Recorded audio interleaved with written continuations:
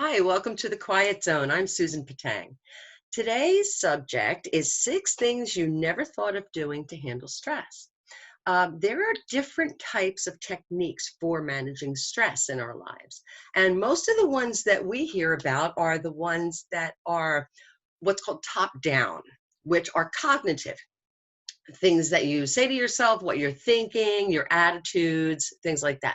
What I want to talk about today are the bottom up strategies.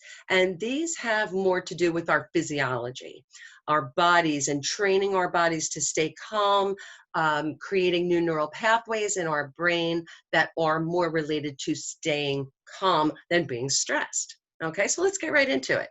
The first thing is to develop a practice of either meditation or rhythmic prayer.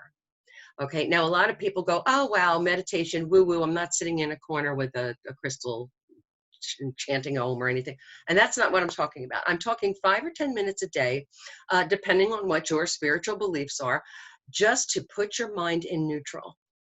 This is going to create new neural pathways between the amygdala and the prefrontal cortex. And these are parts of your brain where emotions get sent back and forth and translated into action and thoughts and feelings. So if we create new neural pathways that are beneficial, it's going to help us to deal with the stress in the long term.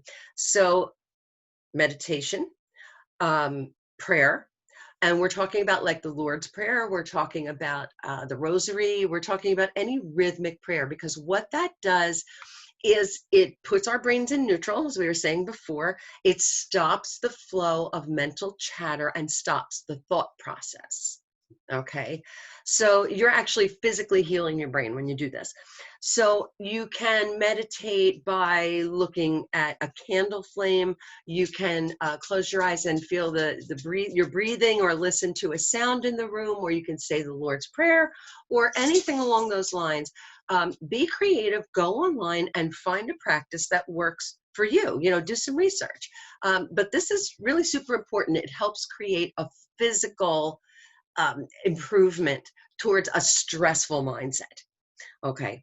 Number two, and this again has to do with your physical body, monitoring your muscle tension. Now, a lot of us, when we get stressed out or anxious, we tense up.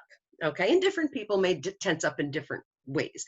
So, what I want you to do is periodically through the day, just monitor where you are. Start at the top of your head and work your way down and say, oh wow, I didn't realize I was clenching my jaw. I didn't realize how tight my shoulders were. I didn't realize how my abdomen was all tightened up, and that's why you get nauseous and things like that. So monitor your muscle tension. Another thing that you can do is to feel the difference, is to tighten up your muscles and then hold them for a second and release them. And when you do that, say a trigger word to yourself, like relax or calm, because then what you're doing is you're training your body. Every time you say the word relax or calm, your muscles are going to instinctively relax because you're training it to do that. Okay. The third thing is to practice doing rhythmic activities. Okay. So we're talking about painting, crocheting, walking or jogging, playing music, or something like that. Anything that's rhythmic and repetitive. Okay. Because this is creates a very similar response in the body to prayer and meditation. Okay. So this is training your body to stay calm. The 1, 2, 3, 4. We're at 4. Breathing. And I know you're going to say to me, oh my gosh, I've heard this a million times. Yeah, you probably have. And you know what? There's a physiological reason for doing so.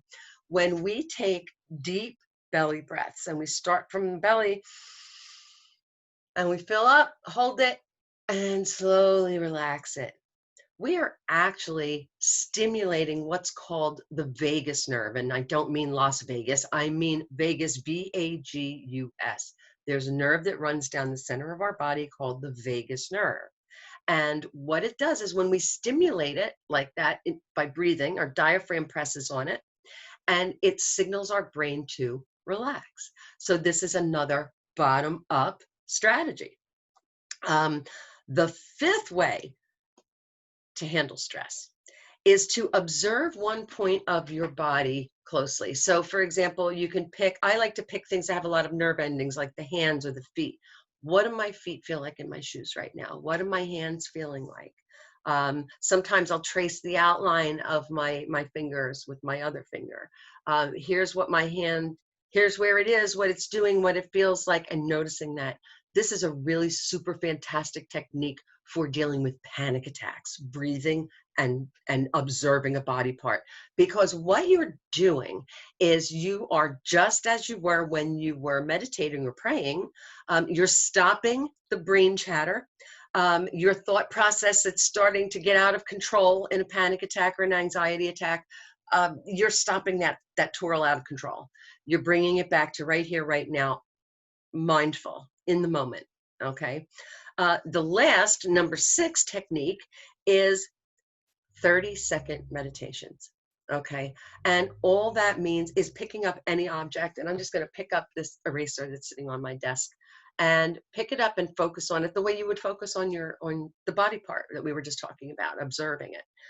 What's it made of? What does it look like? Does it smell?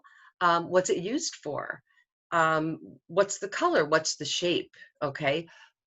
Same thing. What you're doing is you're breaking the spiral, you're breaking the mental chatter and bringing yourself back to the moment and focused on one point. Okay. Being here, right now. And that stops the stress reaction. So I hope you've enjoyed hearing about these 6 things to do for stress that you might not have known about. There are a lot more. This is just the tip of the iceberg. One of the problems that we have is that when we are anxious or stressed out and we're living very busy lives, one of our biggest stressors is our communication. We get into conflict with people. We don't handle criticism well. We don't know how to talk to our spouses. We don't know how to talk to our kids. And to help you with that, I've come up with what I call a super lesson session, which is one intense power session. You will get video materials, you will get backup written materials, and a one-on-one session with me in order to learn how to deal with stressful communications, non-stressful communications, and criticism without getting stressed out and anxious. In one 45-minute session, you will be able to deal with your jerk of a boss. You'll be able to handle your mother-in-law without starting a family war. You'll be able to speak to your spouse about who has to do what chores without getting into an argument. You'll be able to talk to your kids without starting a fight. And you'll also be able to shut down your nosy Aunt Rosie who wants to know all about your life without hurting her feelings or starting a family war. So if these sound like skills that you would really love to learn, it's only $97. You can go to my website, www.thequietzonecoaching.com. And right on the banner, there's a link that'll take you to it. And you can order it right there on the website. So I look forward to seeing you soon. Have a wonderful, amazing day.